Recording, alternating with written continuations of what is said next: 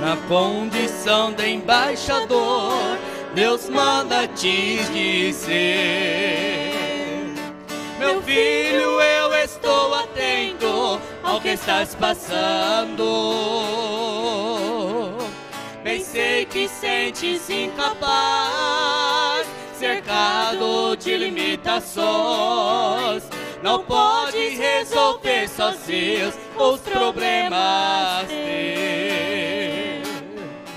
A noite só te faz sentir espanto e solidão, e o tempo de chorar baixinho pra ninguém te ouvir. O sono há muito já se foi, com tantos pensamentos maus. Mas saibas que eu também não durmo e velo por ti. Meu filho, eu estou aqui pra dar um fim nessa aflição.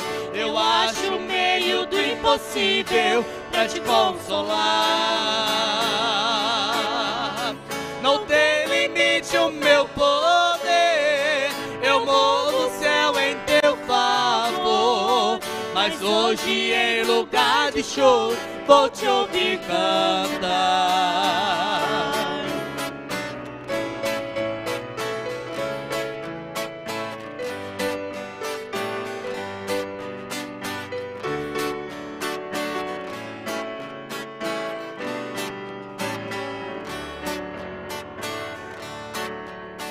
A noite só te faz sentir espanto e solidão,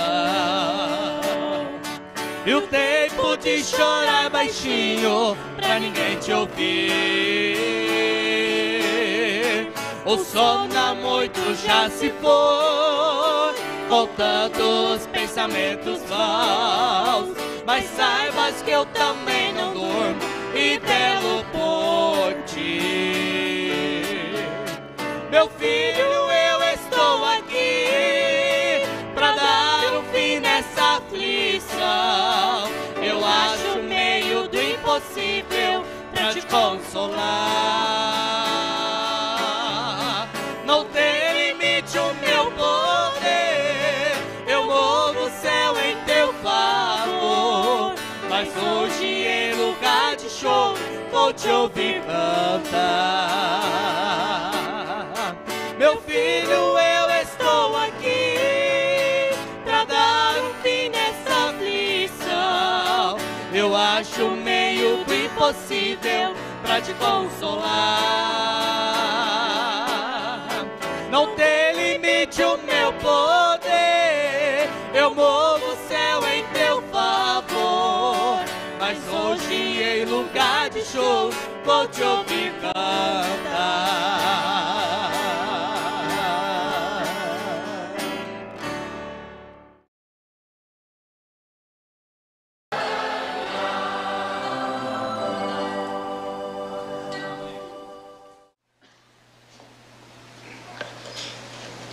Vamos tomar um texto em Isaías, capítulo 49, verso 1. Para ficarmos de pé,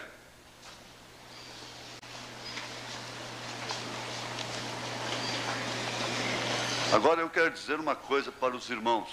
Ficar lá fora, aqui fora do santuário, do átrio, não é? Por circunstância de espaço, tudo bem, não é? Mas lembrem-se que de todas as formas, todas as dependências da igreja se transformam em santuário na hora da palavra. Eu acho que até mesmo na hora da classe das crianças e tudo, na oração, às vezes está orando, estamos conversando lá fora, outra coisa muito diferente. Está ensinando a palavra aqui, outra coisa, porque quem fica mais à vontade, o outro sente mais liberdade de puxar um assunto, não é? Então vocês, irmãos, que estão aí fora, para lá do átrio, por circunstância de espaço, por favor, mesmo lá na cozinha que está ouvindo, não é? A cozinha é santuário nesta hora. E que grande santuário, né? As irmãs trabalhando e ordenando a alimentação. Mas tudo se transforma santuário na hora da palavra.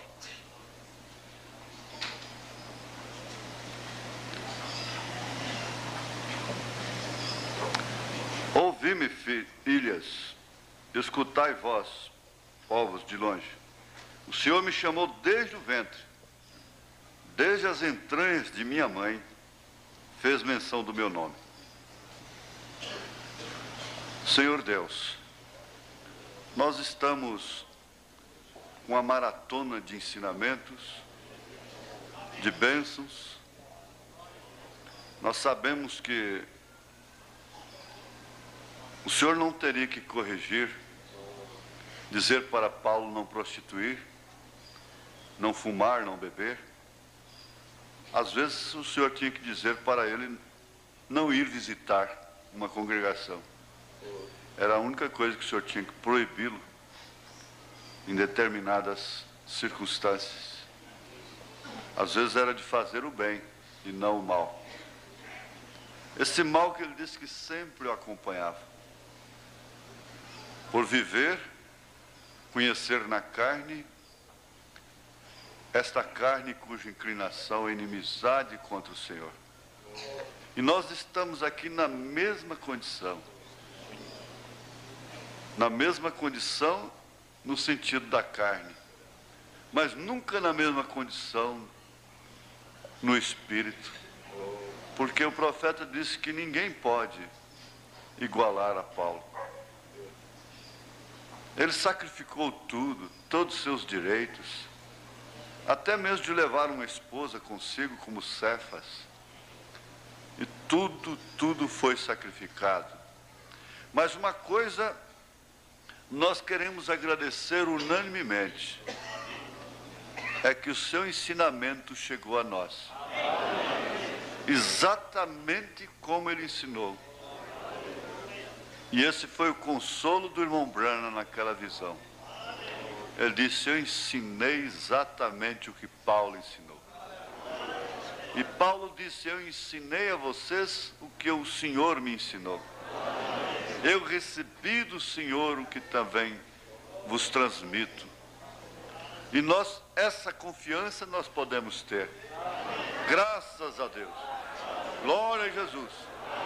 Agora, Senhor, desde já nós colocamos a viagem de cada obreiro, cada irmão, cada irmã, de retorno para os seus lares. Em nome de Jesus Cristo, perdoa os nossos pecados e ajuda-nos a aproveitar o tempo com a inteligência de Deus, com a ciência de Deus, em nome de Jesus Cristo. Amém. Assentai-vos. Nós teremos um pequeno intervalo entre a escola e o sermão. E aí então haverá alguns hinos, não é? Os irmãos que não precisarem de se levantar, não se levantarão, ficarão cantando, e um pequeno intervalo aí de 5 a 10 minutos apenas.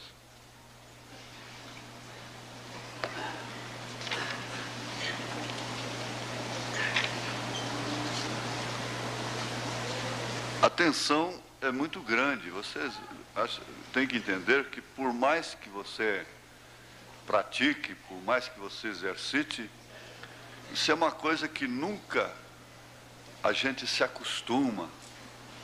Às vezes, antes de pregar ali, a gente está com dor no estômago. E não é de fome. Dá aquele queimor, e você fica agitado, não é? Então, tem que haver, como o profeta fazia às vezes, um período, uma introdução para, inclusive, dominar os espíritos. Dominar os espíritos de uma congregação santa e fiel como vocês não é difícil, porque eles já estão dominados. Você já sai de casa compungida, compungido. Nós não viemos aqui para mostrar roupa, para mostrar beleza, para mostrar sapatos, sabedoria, nada disso. Então nós viemos aqui para louvar, sermos exortados, redarguidos, animados, não é? Consolados. Então é isso que nós fazemos quando viemos para a casa de Deus. Mas de todos os modos, o inimigo sempre está na reunião dos santos. E mesmo para que as pessoas entrem na atmosfera da palavra, do Espírito, vocês vão entender isso. Não deixa que um pregador como o irmão Weber, como o irmão Eliezer, como o irmão Luiz Mendes e todos os demais, tenham que ter um período de fazer vocês entrarem numa atmosfera própria para o Espírito Santo. A irmã Meda, a esposa do irmão Branham, chamou-lhe a atenção de uma mocinha de 15, 16 anos, uma adolescente, que ela chegava na igreja com a sua boinazinha na cabeça e era todo o tempo lendo as escrituras e orando ali em espírito antes de começar o culto. Uma adolescente que por certo teria muito o que fazer na porta da igreja, no pátio, que é muito adequado para isso, eu conheço lá, muito próprio para companheirismo. Mas, no entanto, ela chamou a atenção. E ele fez menção disso, e isso está numa mensagem pelo mundo todo, aquilo que aquela mocinha fez. Aquele método que ela tinha para com a igreja. Ah, mas se eu ficar desse jeito, eu não caso nunca. Pelo contrário, aí é que você vai casar. Porque o verdadeiro homem, o verdadeiro cristão, por sua vez, ele está procurando uma moça dessa natureza. Não é dessas que ficam aí brigando por causa dele aí na porta da igreja, não. Fazendo dele um Dom João. Fazendo dele um pássaro raro. Porque tem muitas moças e poucos rapazes. Então tem que correr, tem que tomar. Uma puxa para um lado, outra puxa para o outro. Um fica com a manga da camisa, outro fica com a outra manga. Não, pelo menos o botão da camisa eu fico com ele.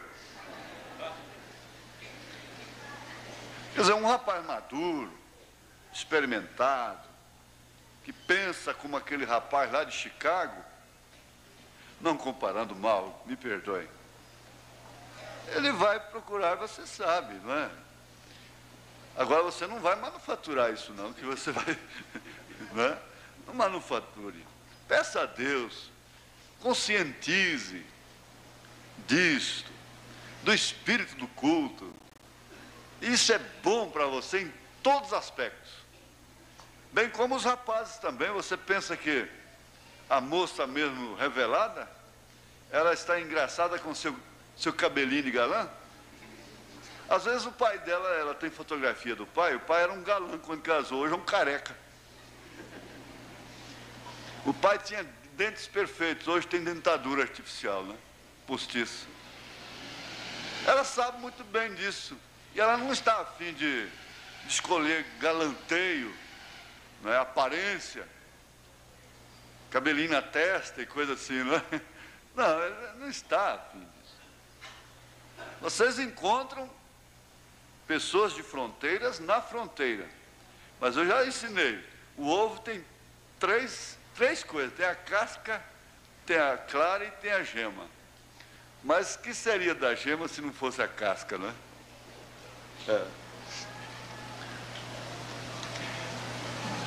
O sacerdócio. Eu quero pedir o pastor Adil para sentar aqui perto, ele já está aqui. E, se ele quiser, pode dar seu bom dia para São Paulo também. Ele fazer uma leitura aqui que está em Êxodo 40, verso 15. Eu coloquei em ordem para ele. Ele já sabe qual é a próxima, ou quais as próximas, não é? Depois. Vamos ver aqui, pastor Adil, Êxodo capítulo 40, verso 15. Por favor.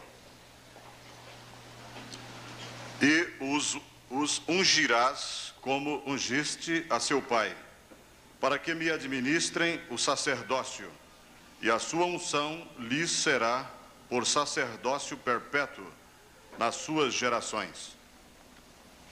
Amém? Então nós já começamos a entender uma coisa. Vamos chamar isto, não vai sair por uma doutrina aí que Jesus tem uma noiva que são os membros e outra noiva são os pastores. Não. Mas vamos chamar isso de árvore sacerdotal. E que Deus sempre, desde o princípio, Ele ordenou dessa forma. Isso é tanto verdade que quando um rei quis fazer isto, ele ficou leproso. Isaías 6. E outros que tocaram nisto, a não ser Davi, que fez coisa que somente o sacerdote podia fazer, como um tipo de Cristo, e não morreu. Mas outros morreram. O que na verdade já vai conscientizando aqueles que almejam o pastorado, o ministério, de que Deus teve uma ordem lá no Velho Testamento que é um tipo. Havia uma família, havia uma tribo que tinha que se contentar com o Senhor. Ela não podia ter terra, fazenda, ela não podia ter edifícios, ela não podia ter nada, ganhar dinheiro fora daquilo. Ela se contentava, vocês sabem que eu estou citando a Escritura da maneira certa. E daquela tribo, então, era tirado o sacerdote. Tinha que ser especificamente. Isso quer dizer que ele teria que ser predestinado para ser, com condições. Eu quero enfatizar isso tem muito a ver com as famílias, com as esposas, com os filhos, com os rapazes que porventura pensam, porventura já houve um toque, que porventura há um dom neles, um dom. Então são coisas que você vai olhando. Eu quero dar um exemplo aqui. Isso ela tem uma lição geral, mas tem uma lição sacerdotal. Respeitando a memória, a ausência, pelo menos, de tal pessoa. Mas o pastor Amâncio estava noivo muito antes de conhecer mensagem, muito antes de conhecer o nosso trabalho. Isso tem mais de 15 anos atrás, porque ele está com o quê? 70, irmão? 65? Então tem mais de 15 anos. Ele acabou com o noivado na hora, quando ele viu a maneira que a sua noiva tratou a sua mãe. Agora você sabe o que era isso? Era Deus tendo compaixão de quem Ele tem compaixão, tendo misericórdia de quem Ele tem misericórdia. Isso é a predestinação. Porque um rapaz com um conhecimento parco, mas na verdade com um leito que é um exemplo, essa família é um exemplo.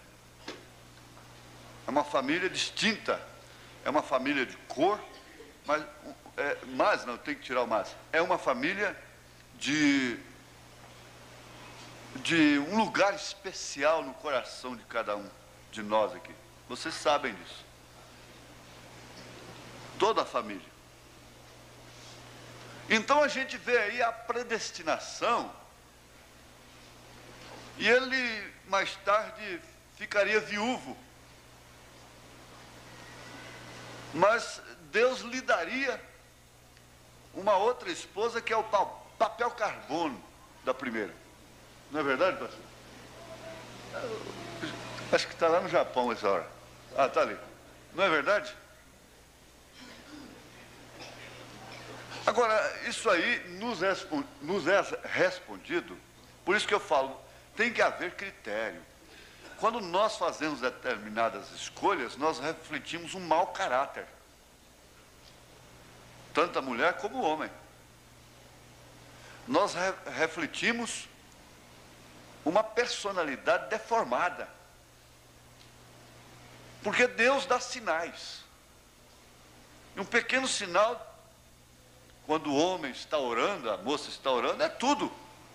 Mas eu já disse aqui, pode passar um filme para ela do futuro, do que ela vai passar, ela vai casar-se do mesmo jeito.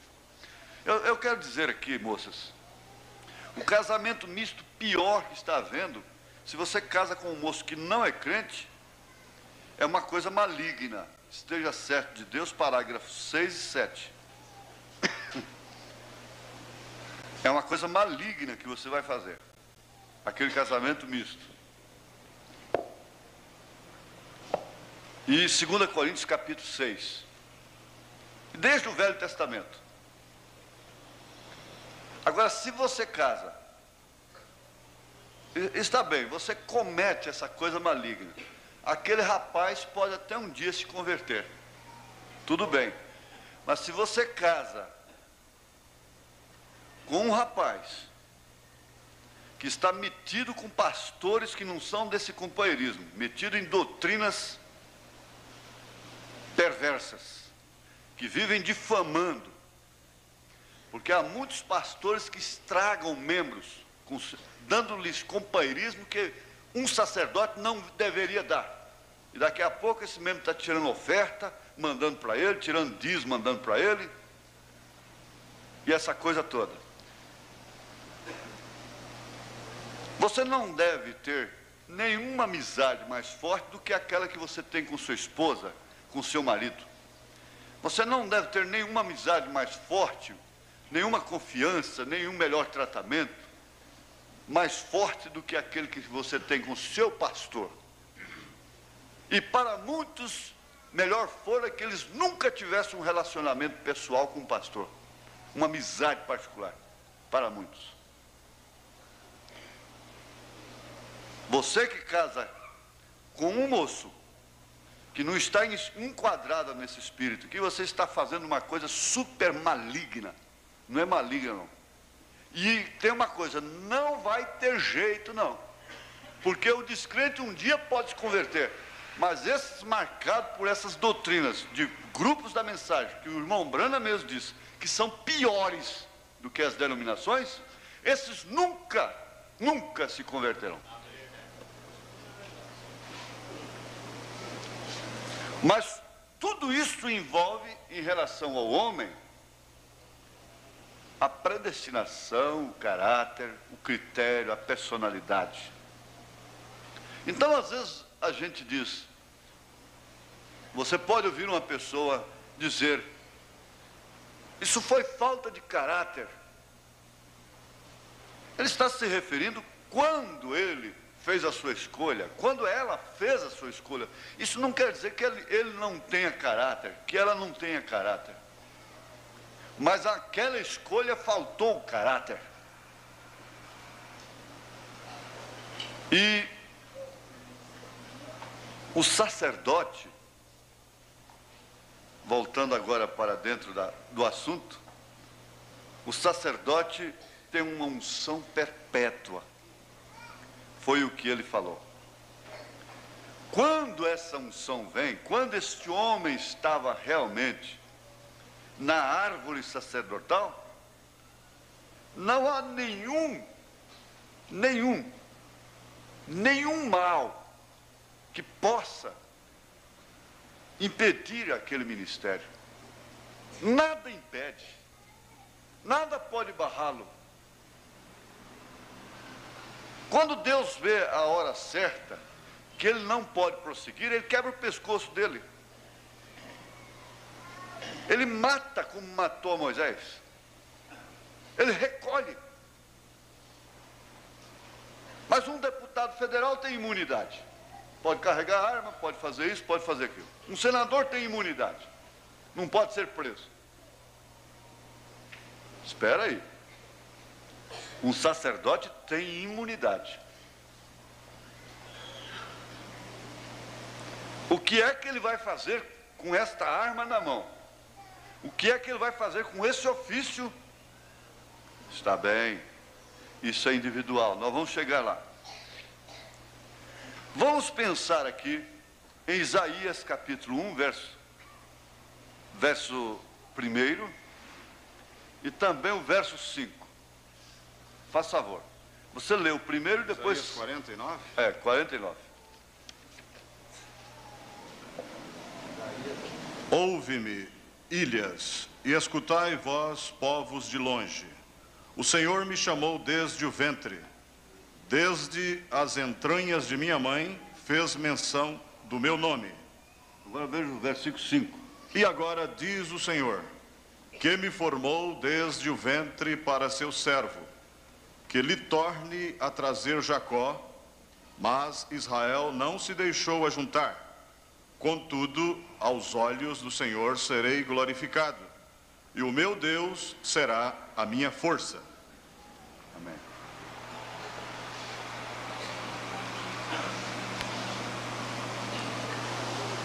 Agora, é meio difícil, mas nós não temos que nos perturbar com o sermão. O sermão vem depois. O ensinamento você tem que refletir, tem que parar, tem que olhar, tem que prescrutar. Há uma determinada escolha. Você não vai enquadrar ninguém. Ninguém, absolutamente ninguém. Neste quadro aqui. Mas há sacerdotes que são tirados das pessoas mais baixas. Em 1 Reis, capítulo 12, verso 31, alguém fez essa loucura. Também fez casa dos altos, e fez sacerdotes dos mais baixos do povo, que não eram dos filhos de Levi. Agora, por favor, continua. Capítulo 13, verso 33. Depois destas coisas, Jeroboão não deixou o seu mau caminho. Antes dos mais baixos do povo, tornou a fazer sacerdotes dos lugares altos. A quem queria, lhe enchia a mão. E assim era um dos sacerdotes dos lugares altos. Agora, vamos notar o seguinte. Lá no Novo Testamento, Paulo disse, tendo comichão nos ouvidos, amontoarão doutores para si conforme as suas próprias concupiscências.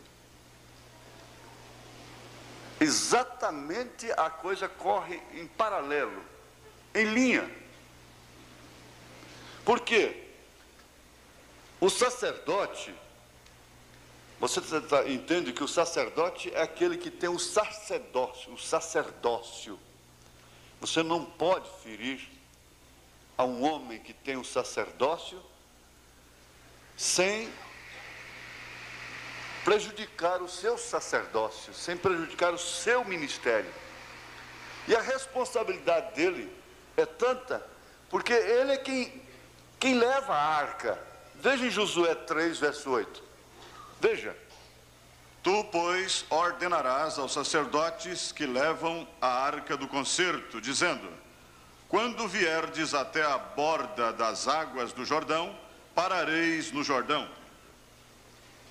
E quando Davi fez isto de uma maneira errada, pelo poder do dinheiro, o que é muito feito e nós não percebemos, e quando começa alguém a gozar de certa posição especial na igreja por causa de sua posição financeira, e estas coisas todas, eles passam a tocar na arca de uma maneira tão ingênua, tão natural.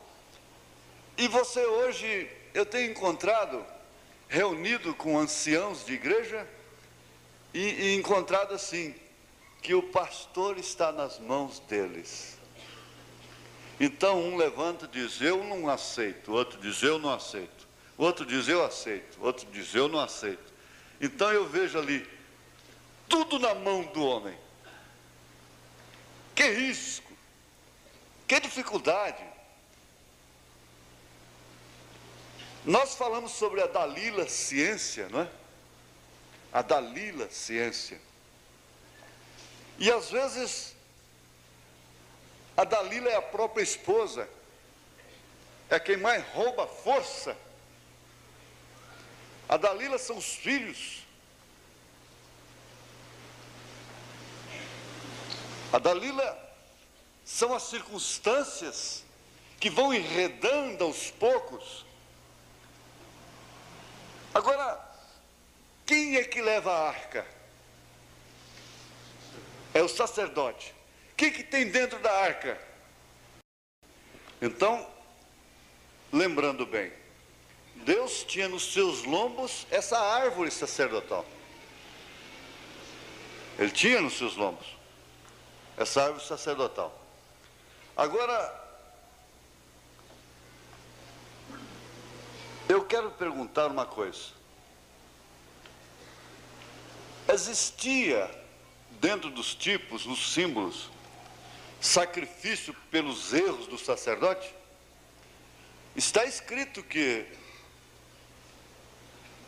havia sacrifício pelos erros do sacerdote. E o pastor Adil vai ler Levítico 4, de 1 a 12. Falou mais o Senhor a Moisés, dizendo: fala aos filhos de Israel, dizendo: quando uma alma pecar por erro contra alguns dos mandamentos do Senhor, acerca do que se não deve fazer, e obrar contra algum deles, se o sacerdote ungido pecar para escândalo do povo, oferecerá pelo seu pecado que pecou um novilho sem mancha ao Senhor, por expiação do pecado, e trará o novilho à porta da tenda da congregação perante o Senhor, e porá a sua mão sobre a cabeça do novilho, e degolará o novilho perante o Senhor. Então o sacerdote ungido tomará do sangue do novilho e o trará à tenda da congregação. E o sacerdote molhará o seu dedo no sangue, e daquele sangue espargirá 7 vezes perante o Senhor, diante do véu do santuário. Também porá o sacerdote daquele sangue sobre as pontas do altar do incenso aromático, perante o Senhor que está na tenda da congregação. E todo o resto do sangue do novilho derramará à base do altar do holocausto, que está à porta da tenda da congregação. E toda a gordura do novilho da expiação tirará dele, a gordura que cobre a fressura, e toda a gordura que está sobre a fressura, e os 2 rins, e a gordura que está sobre eles, que está sobre as tripas, e o redenho de sobre o fígado com os rins tirará, como se tira do boi do sacrifício pacífico. E o sacerdote a queimará sobre o altar do holocausto, mas o couro do novilho e toda a sua carne, com a sua cabeça e as suas pernas, e as suas entranhas e o seu esterco, todo aquele novilho levará fora do arraial a um lugar limpo, onde se lança a cinza, e o queimará com fogo sobre a lenha, onde se lança a cinza se queimará. Irmão Ivaldo, quem é que estava fazendo esse sacrifício? Era um outro sacerdote fazendo sacrifício por aquele sacerdote? Como que é isso? Bem, o sacerdócio... O sacerdote que cometia o pecado era trazido diante se aquele pecado foi refletido diante da congregação, diante do povo, então ele era julgado diante do povo, e o sumo sacerdote fazia esse sacrifício por ele. Famílias, congregações, descansem. Descansem. Ele fará sacrifício por si próprio. E Deus, e pelo do povo. E Deus tratará com ele, pode deixar.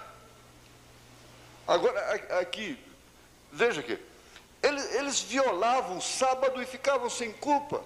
Foi quem disse aí, foi Jesus, não foi? Foi. Aonde? São Mateus, capítulo 12, versículo 5. Ou não tendes lido na lei que aos sábados os sacerdotes no templo violam o sábado e ficam sem culpa? Agora, você sabe o que significa violar o sábado lá no Velho Testamento? Era quebra de mandamento. Então, por amor do povo, Deus lhe concede uma imunidade, uma certa imunidade. Isso é certo. E tudo isso carregando um tipo. Agora nós vamos aprender uma coisa tremenda. Está em Isaías 24, verso 2. E o que suceder ao povo, sucederá ao sacerdote, ao servo como ao seu senhor, à serva como a sua senhora, ao comprador como ao vendedor, ao que empresta como ao que toma emprestado, ao que dá usura como ao que paga usura. Às vezes nós temos... eu não vou ler essa pergunta e resposta do irmão Brana, porque ele deu um presente, um colar para a irmã Meda. E Pedro disse que não com joias. Então eu não vou ler isso para a igreja. É um direito que a igreja tem que conhecer. É um direito que a igreja tem que conhecer. Todos os direitos, deveres. Isso foi pregado aqui ontem à noite, com maestria. Conhece-se os seus direitos e conhece-se também os seus deveres. Agora, o que sucede ao povo, sucede também ao sacerdote, sucede também à sua família, porque Deus não permitiu que anjos sem casar, anjos sem sexo, vocês querem ver quando eles querem abusar, criticar, censurar uma perda de tempo em diálogos, eles dizem, eles ficaram lá discutindo o sexo dos anjos. Ora, Deus não deixou, não permitiu que os anjos fossem ministros.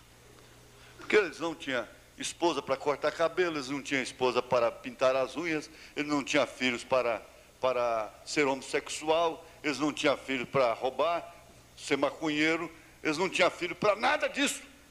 E o que sucede ao povo, sucede ao sacerdote, porque caso contrário, ele não saberia ter compaixão dos demais. Porque todo santarrão não tem dó de ninguém. Não tem pena. Não volta aos 17 anos de idade, quando ele tinha 17 anos, para ajudar um moço, uma moça. Ele não volta lá. Todo legalista, todo fariseu. Então isso aí não ficou somente que... Agora, o sacerdote tinha família. Ele tinha família. Ele tinha filhos. Eli quebrou o pescoço porque ficou só repreendendo os filhos, não tomou posição. Mas, no entanto, foi quem deu a palavra para Ana. E daquela palavra que veio um dos maiores profetas de então, Samuel. Está bem? Então eu não vou demorar nesses detalhes, porque você sabe que isso aqui daria um vasto tempo. O que sucede ao povo sucederá ao sacerdote. E outra coisa, até o sacerdote e o profeta erra quando se embriaga. Vamos ver Isaías 28, 7. Mas também estes erram por causa do vinho, e com a bebida forte se desencaminham. Até o sacerdote e o profeta erram por causa da bebida forte. São absorvidos do vinho. Desencaminham-se por causa da bebida forte. Andam errados na visão e tropeçam no juízo. Espera aí. Se embriaga somente com vinho? Ontem nós ouvimos no filme do irmão Brana aqui. Se você tem um carro, pode ser um ídolo. Uma casa pode ser um ídolo. E a idolatria embriaga. embriaga você com aquela filha, com aquele filho, com aquele marido, com aquela mulher.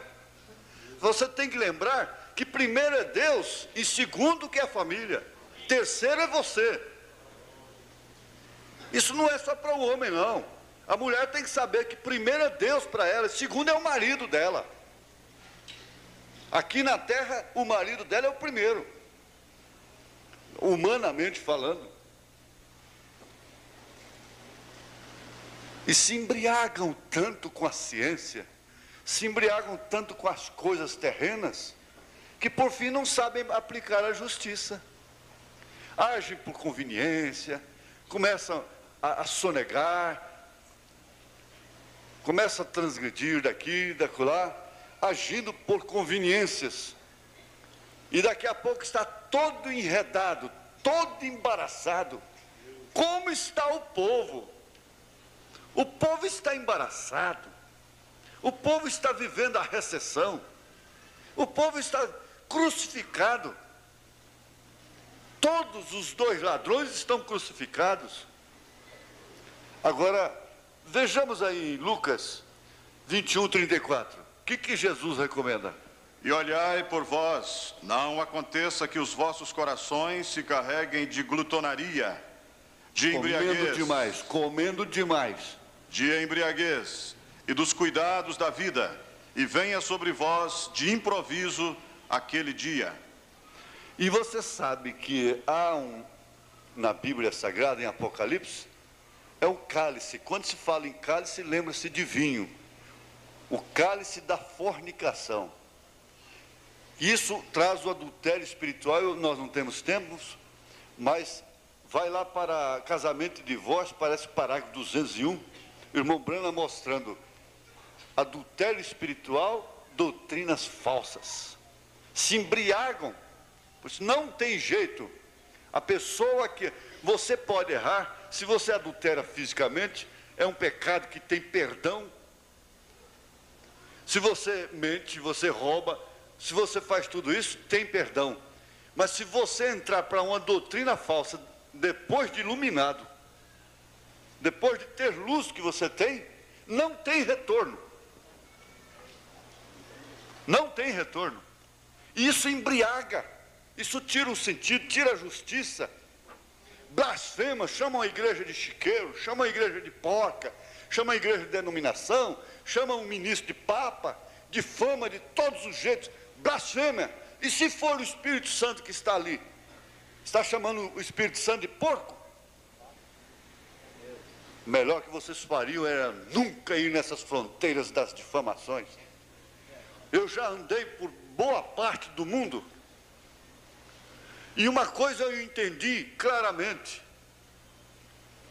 que há um povo em todo o mundo que tem esse mesmo espírito que nós temos.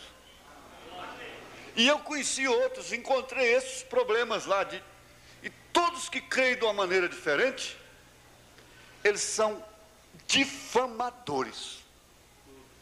Todos eles são difamadores. E aqueles que creem como nós, podem até ter suas divergências, mas não são difamadores. Eles têm uma certa linha, eles têm uma certa ética, uma ética cristã. Eles têm aquela ética que o irmão Branham tinha.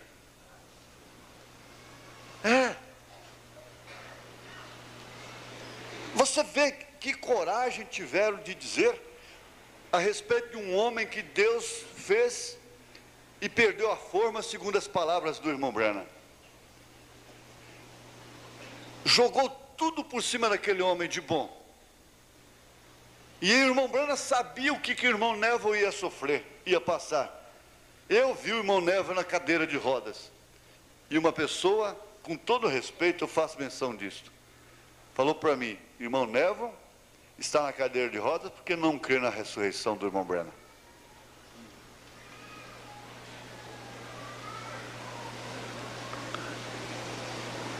Se embriaga, perde o senso, perde a justiça. Jeremias 13, verso 13, vamos ver o que diz aí, irmão. Mas tu dize-lhes, assim diz o Senhor: Eis que eu encherei de embriaguez a todos os habitantes desta terra, e aos reis da estirpe de Davi, que estão assentados sobre o seu trono, e aos sacerdotes, e aos profetas, e a todos os habitantes de Jerusalém. Embriagados todos, do rei até o sacerdote. Embriagados com os mesmos problemas, com os mesmos enredos, com as mesmas coisas, dentro da mesma atmosfera. Essa é a situação que o mundo está hoje. Vejamos a Ezequiel 23, 33. De embriaguez e de dor te encherás. O copo de tua irmã Samaria é como de espanto e de assolação. Você pensa que o irmão Branham chegou a dizer: eu prefiro passar uma hora, um dia com um bêbado do que uma hora com um mentiroso. Você pensa que somente o bêbado é que está perdido. O bêbado está perdido. Coitado, ele é um bêbado. E aí o Jim vem cambaleando lá no altar e diz: Senhor Jesus, aqui está o Jim. Vai lá de novo no outro dia: Senhor Jesus, aqui está o Jim. Volta lá no outro dia: Senhor Jesus, aqui está o Jim. Na hora que ele estava em coma lá, que o pastor chegou, ninguém foi visitá-lo. O pastor que estava vigiando ele abriu os olhos e disse: ô Jim, eu sou aquele pastor daquela igreja que você entrava lá e falava: Jesus, aqui está o Jim. Ele falou: pois é, pastor, ele acabou de sair aqui agora. Ele chegou aqui e disse assim: Jim, aqui está Jesus. Aqui está Jesus, aqui está Jesus. O bêbado tem salvação. O ladrão tem salvação. A meretriz tem salvação. Mas fariseu não.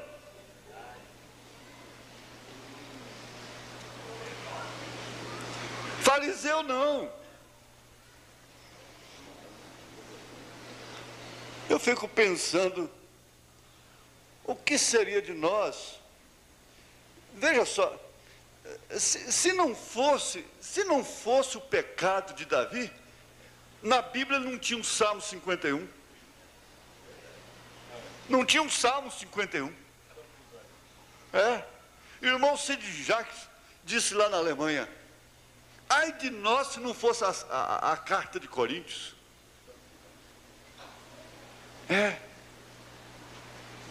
Havia um sacerdote que estava tão envolvidos que eles como que eu já entendi que eu não sou pastor, o negócio não dá certo e tal, mas o que eu vou comer depois, gente? Ou então, coisa boa é ser pastor. Tem terno, pode botar um paletó toda noite no encontro. Tem carro, tem casa, tem avião, tem fazenda, tem tudo isso. Eu quero ser pastor também. Eu quero ser pastor também. Vamos ver Miqueias 3:11. Os seus chefes dão as sentenças por presentes, e os seus sacerdotes ensinam por interesse, e os seus profetas adivinham por dinheiro, e ainda se encostam ao Senhor, dizendo: não está o Senhor no meio de nós? Nenhum mal nos sobrevirá. Deus está abençoando, podemos carregar saco de dinheiro, não é? Saco de dinheiro. Só tem uma coisa, que antes deles carregarem saco de dinheiro lá no Maracanã, a Roma levou quase todo o ouro do Brasil lá para o Vaticano. E está levando até hoje. Não defendendo os sacos de dinheiro, né? E nos lábios do sacerdote, eu tenho que abreviar, porque o meu tempo vai indo. Os lábios do sacerdote têm a vida de cada obreiro nas mãos.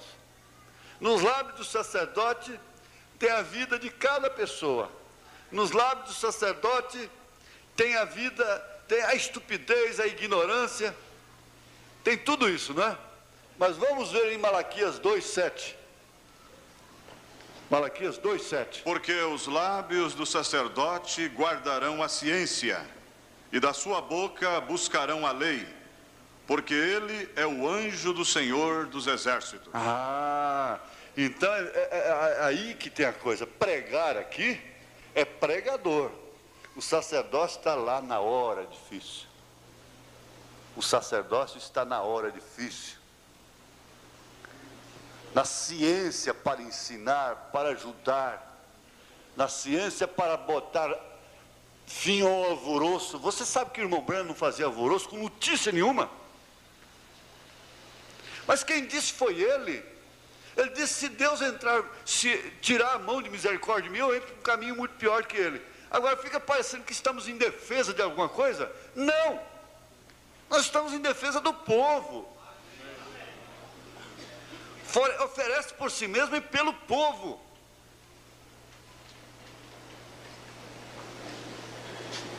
E uma irmã telefonou e disse, irmão Branham, esse evangelista aí, meu marido, está vivendo com essa garota de 16 aí há 2 anos. Ele disse, ore por ele, irmã. E botou o telefone lá, no gancho. Como diz, desligou o telefone na cara dela, não é? Ela poderia sair dizendo, esse homem está acobertando isso. É que ele sabia perfeitamente que Deus cuida. Ele esperou 2 anos. Olha, o irmão Branham não aceitava pedir dinheiro. Ele não aceitava, ele punha para fora. Ele suportou 2 anos, um de seus diretores, vendendo cartão de oração. Eu fiz exemplo. Você já pensou aquele ministro que morreu de câncer? Dono de uma das maiores fábricas de brinquedo do país? Soubesse que um pastor desse, ou eu, ou o pastor de São Paulo, ou de qualquer cidade, ou aquele homem lá, para receber a oração dele, tem milhares na frente. Tem que ter um cartão de oração. Eu tenho um aqui, mas custa $5.000. Ou 5 milhões de dólares. Vamos supor. Ele daria na hora. E ia e seria curado. E o irmão Branham, sabendo disso por 2 anos.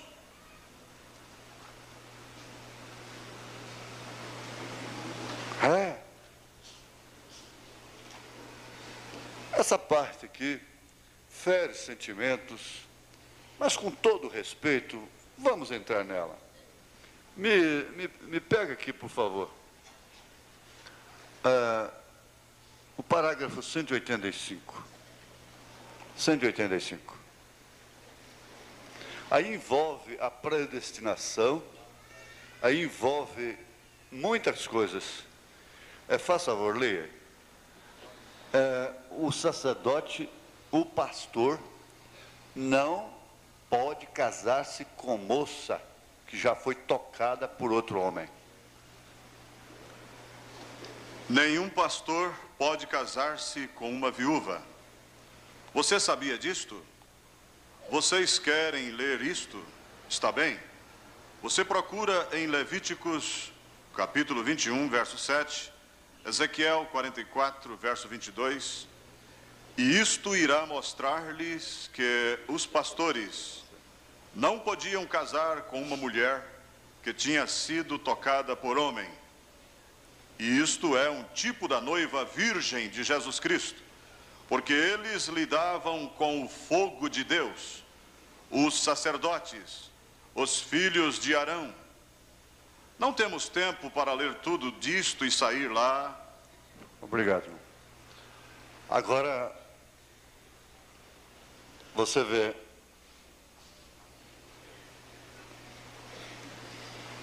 o simbolismo disto.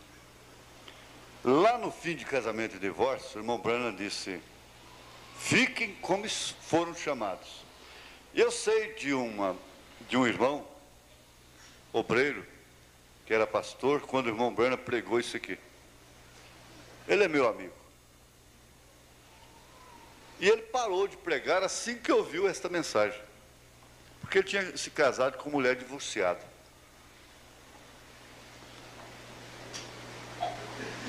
E passado um determinado tempo, ele era amigo do irmão Branham, ele foi tratar de um outro assunto com o irmão Branham. Não em relação àquilo, ele não discutiu. O profeta falou, acabou. Aí disse que, quando ele estava conversando com o irmão Branham, a visão veio para o irmão Branham, a revelação. Disse, por que você parou de pregar? Ele disse, por causa da mensagem, casamento e divórcio. Ele disse, não, eu não mandei você parar. A mensagem não mandou você parar.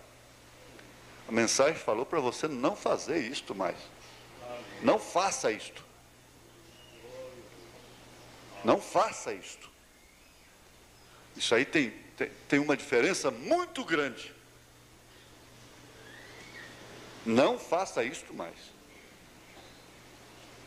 Então cabe aos jovens que almejam o ministério se familiarizarem com esta escritura, com esse parágrafo 185, e a menos que ela tenha sido esposa de um sacerdote.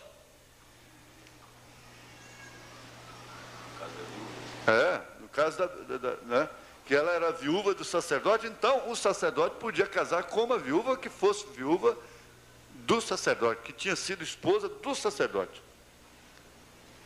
Então agora vamos chegar ao final, porque o outro período, a gente pregar dessa forma é custoso ensinar, não é? Mas vamos lembrar agora de que Paulo também foi elegido desde o ventre de sua mãe. Gálatas 1,15. Eu não te dei, não, né? Aí ele disse, mas aprove a Deus que desde o ventre de minha mãe me separou e me chamou pela sua graça. Agora, você tem que entender o seguinte, o que fazer com um homem que foi chamado desde o ventre de sua mãe para ser um pastor? Ele está na sua mão, mulher, esposa. Ele está na sua mão, filhos. Aqui não é um estudo de indireta, de carapuça para ninguém, não. Ele está na sua mão. Está bem. Jesus esteve nas mãos de Pilatos. Que farei de Jesus chamado Cristo? Mas uma coisa vocês têm que ficar sabendo, que se esse homem foi escolhido desde o ventre de sua mãe, está na árvore da predestinação de Deus, aí é onde eu digo, é por isso que a mulher de Wesley fazia até campanha contra ele, mas não pôde impedir o ministério de um mensageiro da era de Filadélfia. Vocês que vão ouvir as fitas, têm que saber que de uma forma ou de outra, Deus vai cumprir a sua chamada para com esse homem. Deus vai cumprir. Ele passa por cima, se ele tiver que matar, ele mata. Vocês não terão felicidades, vocês não terão paz. Uma casa que é chamada para ser santa, ela é um inferno se ela não for santa. Uma pessoa que é chamada para ser santa, se ela não for santa, tem uma coisa mundana, ela não tem que, ela não se acerta nunca. Ela não tem jeito, ela não tem paz, ela não tem felicidade. E você tem que entender, rapazinho, que sua casa foi chamada para ser santa, separada. Você tem que entender, mocinha, que você tem um pai nascido, escolhido desde o ventre da mãe dele. Você tem que entender isso, e não adianta, você só vai causar danos para si mesma, para ele. Mulher, você tem que entender. Muitas delas dizem, muitas já disseram e dizem: ah, se eu soubesse que você ia ser pastor, eu nunca teria me casado com você. São muitas que dizem: se eu soubesse que você ia ser pastor, eu nunca teria me casado com você. E há filhos que têm vergonha de dizer: meu pai é pastor. Filhas que têm vergonha de dizer: meu pai é pastor. Se envergonhando do maior honra que existe na terra. Se envergonhando do maior privilégio que existe na terra. Isso é certo. Agora, para entrar em outro assunto aqui, se tratando de Paulo, eu temo pelo tempo, mas nós estamos numa maratona, haverá um pequeno intervalo, e faz de conta que nós estamos ainda encerrando o nosso período hoje, né, pastores? Nós vamos fazer isso, nós vamos encerrar o período hoje, né? Das reuniões internas, né?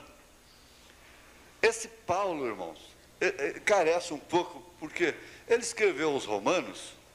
Essa carta aos Romanos, ela tem um conteúdo tão profundo. Você sabe que ele escreveu 14 cartas, incluindo Hebreus. E ele selou o seu ministério com o seu próprio sangue. Selou o seu testemunho com o seu próprio sangue. Ganhei aqui um livrinho, os pastores que estavam aqui dentro parece que ganharam um diplomazinho das crianças. E eu vou ser advogado preto aqui, da cor preta, né? Ele diz aqui, esse corinho,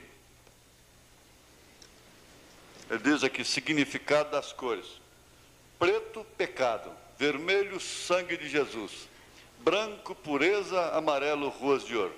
Tudo bem, é um corinho, então não dá sentido, tudo bem. Mas aí eu me lembrei de uma coisa: o pecado não é preto, não. Aqui, ó. Porque a escarlata não é preto, a escarlata é vermelho. Vinde então e argui-me, diz o Senhor, ainda que os vossos pecados sejam como a escarlata, super vermelho, eles se tornarão brancos como a neve; ainda que sejam vermelho como o carmesim, se tornarão como a branca lã. Vermelho com várias tonalidades, a escarlata e o carmesim.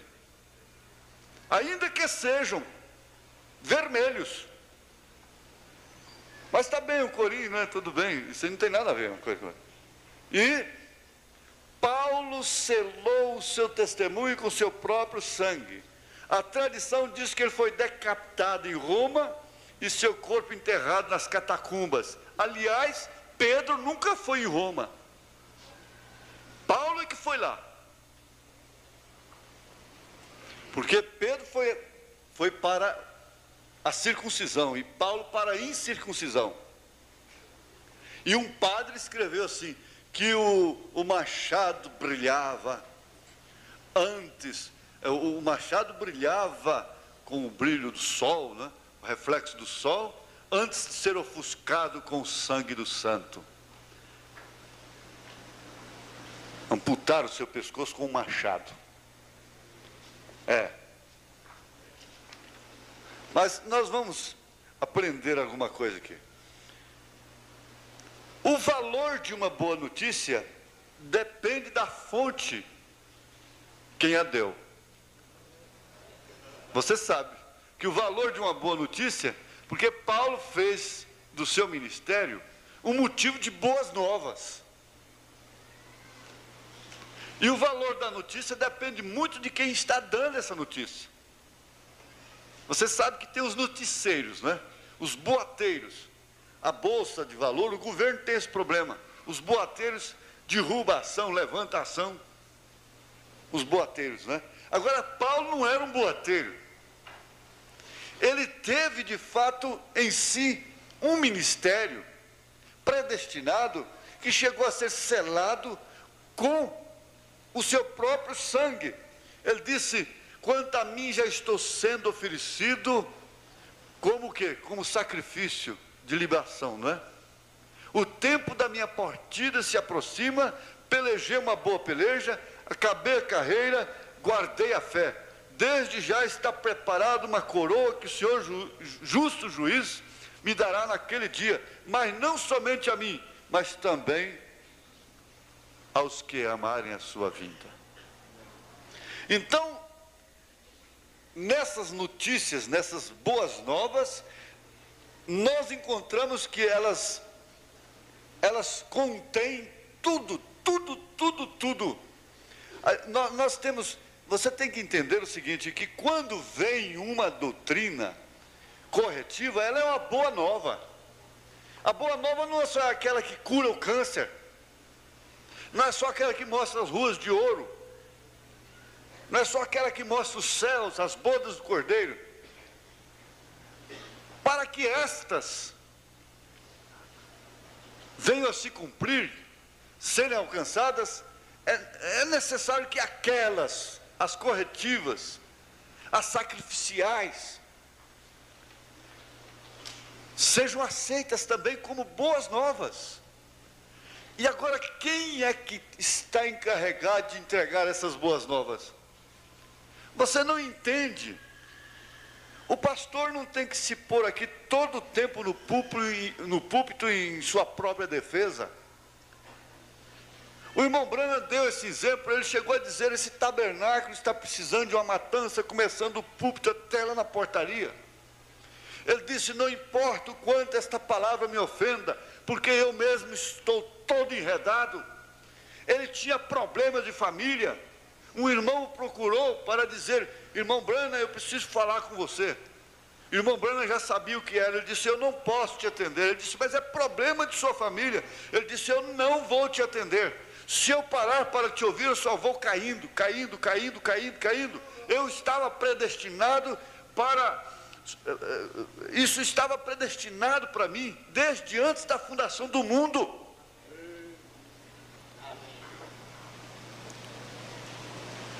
Dentro da dimensão humana, você tem que sofrer os problemas humanos. Lá nós não teremos problemas. Lá nós não teremos paixões contra as quais nós temos que lutar dia e noite. Elias era homem sujeito às mesmas paixões que nós somos.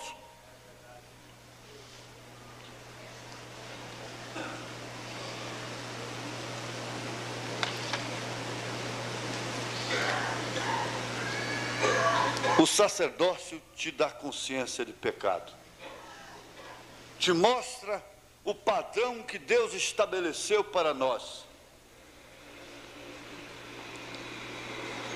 E tem uma coisa, esse sacerdócio mostra para você que todos pecaram e destituídos estão da glória de Deus, Romanos 3:23. Esse sacerdócio mostra para você que você pode não ter errado tanto quanto outros que conhece, mas perante Deus está destituído.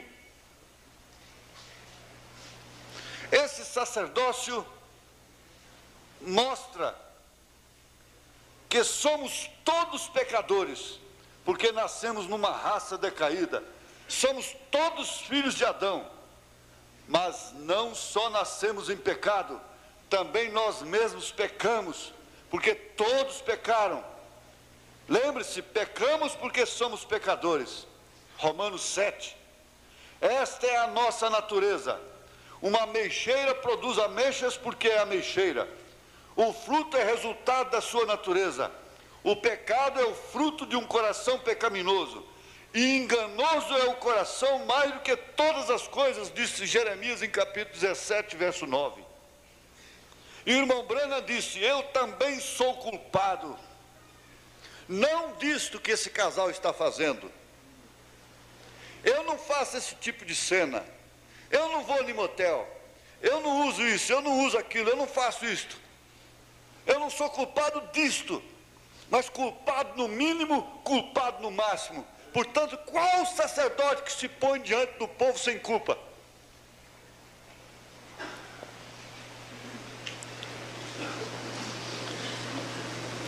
Cristo só salva da pena do pecado. Digo, Cristo não só salva da pena do pecado, mas também nos liberta de uma consciência de culpa e do poder do pecado. Por isso nós precisamos dar mais valor no sangue de Jesus Cristo. O resultado do pecado é um sentimento de culpa que você está carregando toda a vida. E ele atua de uma maneira inconsciente e afeta todo o seu sistema nervoso. Você trai e passa 10, 20, 30 anos e aquilo está te afetando constantemente. E como uma filha de Deus e como um filho de Deus, você não vai para o inferno por causa daquele pecado. Você tem que purgá-lo aqui. E ele é extirpado mediante a confissão a quem você deve. Quando alguém transgride a lei, sente-se culpado e procura o que fazer? Esconder-se. Foi isto que Adão, o primeiro homem, fez. Uma consciência culpada carrega o medo do castigo. O pecador está sempre procurando fugir das consequências da lei transgredida. Teme o juiz, não quer encarar a verdade, não pode olhar de olho firme no marido, não pode olhar de olho firme na esposa, não pode olhar cara a cara no companheiro. É por isso que os pecados do homem, sua consciência de culpa, o afastam da presença de Deus. Deus não precisa afastar o pecador. Ele próprio foge de sua vontade, ele próprio se afasta da comunhão, ele próprio vai embora. Isso é o que vai acontecer no dia em que a ira de Deus for revelada. Apocalipse 6, 15 e 16. Ele vai sempre procurar se esconder. Ele vai clamar: monte, cai em cima de mim. E ele está clamando hoje, gente. Televisão, cai em cima de mim. Vai assistir um filme para cobrir uma consciência. Vai assistir um jogo para cobrir uma consciência. Aqueles montes caindo em cima dele, mas não adianta, não morre. Lá está a semente. Você é filha, você é filho. Amém? É. Qualquer presidente, governador ou rei pode perdoar um criminoso, mas nenhum deles tem poder para lhe tirar a culpa. Você continua culpado, culpado, culpado. Fala-se de uma mulher que está nos Estados Unidos, que o advogado conseguiu inocentá-la, mas dentro da própria audiência, depois de libertada, enquanto todo mundo se alegrava, ela ficava triste, triste, triste, dizendo: culpada, culpada, culpada. É preciso aplicar ao ato de uma pena justa. Foi isso que Cristo fez. O salário do pecado é a morte. E visto que todos pecaram, Cristo veio para morrer e pagar a pena dos pecados cometidos contra um Deus santo. Aí então entra a propiciação, entra aquela mensagem da ceia aqui. Deus não é culpado de lassidão. Ninguém pode. Eu disse, o mesmo Deus que matou Ananias e Safira está aqui. É. Deus nunca se modernizou. Deus nunca ficou frouxo. Deus nunca tem que aceitar nada por condição. Aceitar uma esposa por condição, porque senão vai estourar tudo o reino dele. Vai causar um escândalo nos céus. Deus não tem que tolerar filhos. Não, Deus é incompatível com o pecado. E pecado no mínimo errado, no mínimo errado no máximo. Deus não tem, não deixa passar uma caneta, uma cabeça de alfinete. Por isso é que o Daniel Cury ficou sem lugar. Até que ele entrou e disse: eu estou aqui por ele. Porque lá ele esteve por mim. Lá ele foi o sacerdote da minha justiça. Lá ele publicou a minha salvação. Foi isso que aconteceu. É. Você não tem que condenar aquela pessoa. Ela já está condenada. Se você tivesse alguma coisa melhor, algum poder maior, você faria era salvá-la ao invés de condená-la. Eu quero terminar agora. Para conscientizar, eu vou fazer esse estudo de Romanos e essas cartas com a igreja bem devagar, bem mastigado. Pode deixar. Você tem, apenas conscientize, irmão, que todos pecaram e você está dentro do todos. Uma pessoa que se afoga em 2 metros de água está tão morta como se tivesse afundado no mar.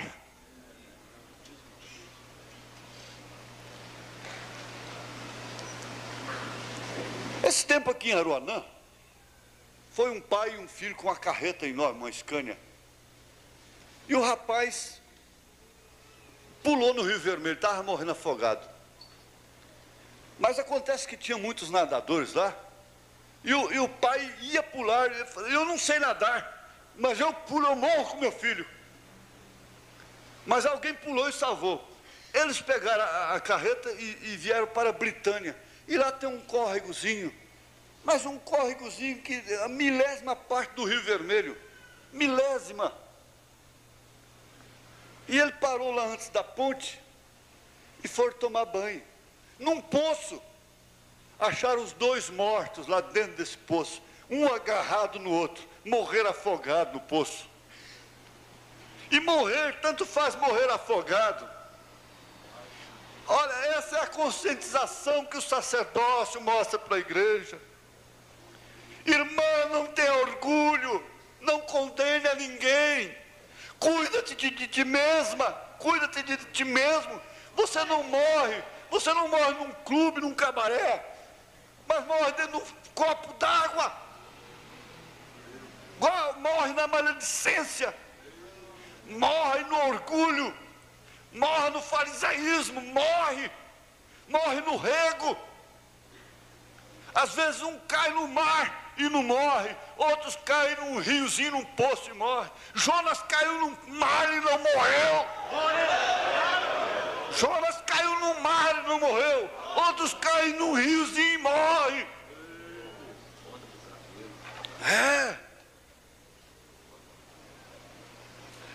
Você corta o cabelo e depois põe a condenar a prostituta. Um criminoso pode estar no fundo de uma mina e você lá no pico da mais alta montanha, mas você é tão incapaz de tocar nas estrelas quanto ele. Você aqui está mais alto do que ele, mas você é tão incapaz de botar a mão numa estrela como ele, que está mais baixo do que você aqui. Você não pode alcançar a justiça de Deus, exigida por Deus, por mais que você suba. Por mais que você suba.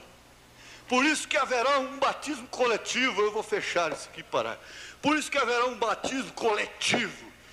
Essa pedra coroa vem coletivamente. Não vai ter ninguém lá embaixo e outro lá em cima. Não haverá nenhum necessitado. Amém, amém. Glória a Deus. Amém. Foi pregação. Mas isso não atrapalha, irmão Flores, em nada. Nós estamos na nossa maratona. Passa-se noite de vigília, 3 dias de carnaval, essa coiseira toda, e comem sanduíche para assistir uma decisão de futebol, e fazem tanta coisa, mas agora nós estamos... Vocês pegaram o fio. Amém. Melhorou um pouco, melhorou um pouco. Deus abençoe, Deus abençoe.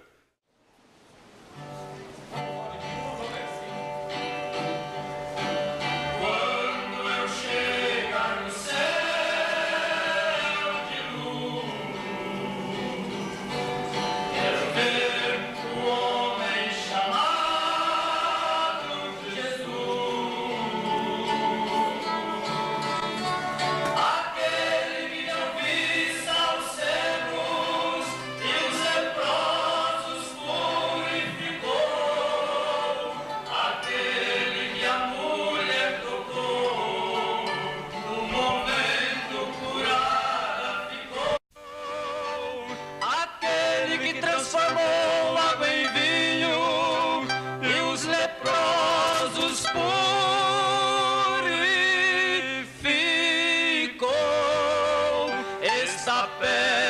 de nós contemplarmos o Rei dos Reis, o Senhor dos Senhores.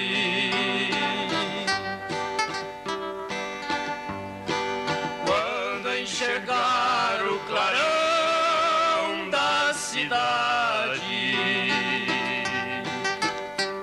aonde os salvos viverão toda a eternidade,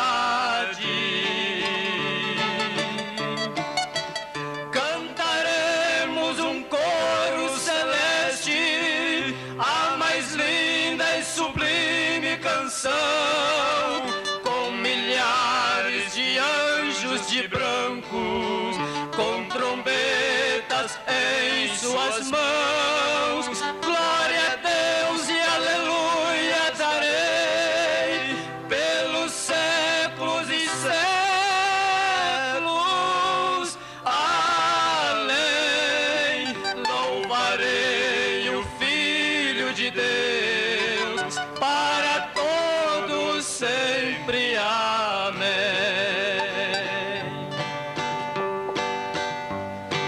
Quando enxergar o clarão da cidade,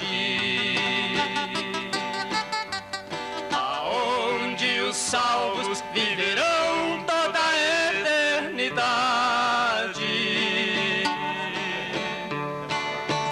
cantaremos um coro celeste, a mais linda e sublime canção, com milhares de anjos de brancos, com trombetas em suas mãos. Glória a Deus e aleluia darei pelos séculos e séculos. Além, louvarei o Filho de Deus para todos sempre. Amém.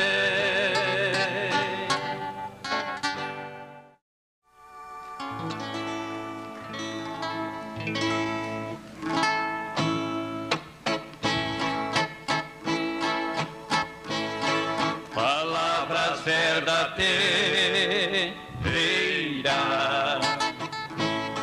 que João testificou da cidade santa que Deus lhe mostrou, o muro e a cidade com 12 fundamentos estava situada em quadrado comprimento. A santa cidade, Nova Jerusalém, ali não haverá maldição contra alguém. Olhai, não faça tal, porque sou conservo seu, guarda as palavras do livro e adorarás a Deus. Cordeiro é sua lâmpada, teu servo servirá, nosso Deus nos alumina, para sempre reinará. Por isto, meus irmãos,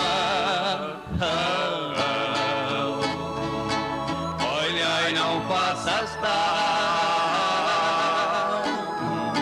porque a água da vida é clara como um cristal. A santa cidade, Nova Jerusalém, ali não haverá maldição contra alguém. Olha e não faças tal, porque sou conservo seu, guarda as palavras do livro e adorarás a Deus. Alma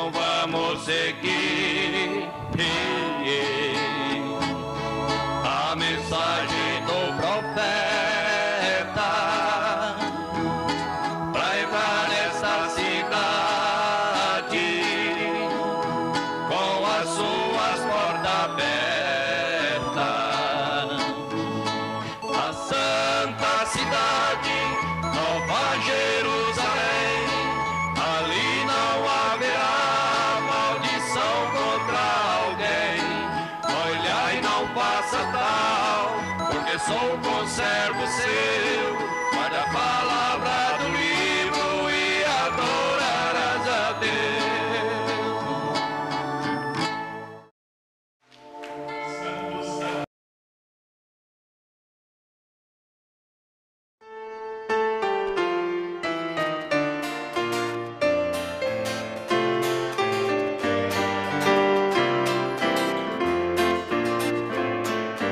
Cristo Jesus é o fiel amigo.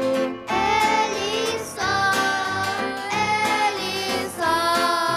E nas fraquezas está comigo. Ele só, e nas lutas de cada dia, Cristo nunca me deixa só, pois Ele é meu seguro guia. Ele só.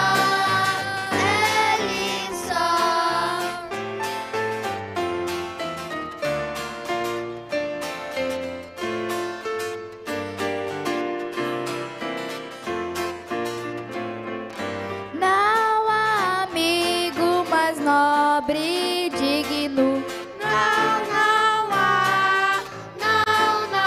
há, nem mais humilde e mais benigno. Não há, e nas lutas de cada dia, Cristo nunca me deixa só, pois Ele é meu seguro guia. Ele só.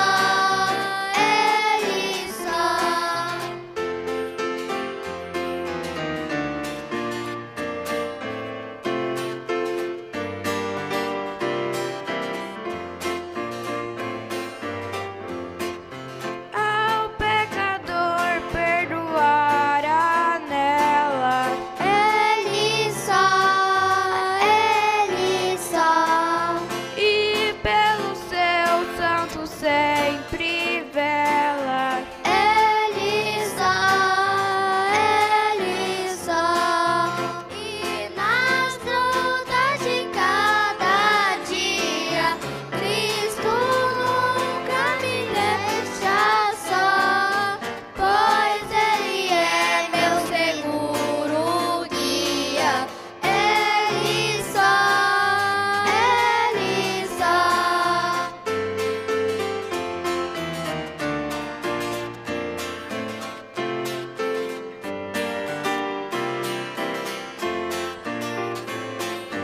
Deus em seu Filho se tem comprazido. Ele só, mas em sua glória me tem repartido. Ele só, e nas lutas de cada dia, Cristo nunca me deixa só, pois Ele é meu seguro guia. Ele só.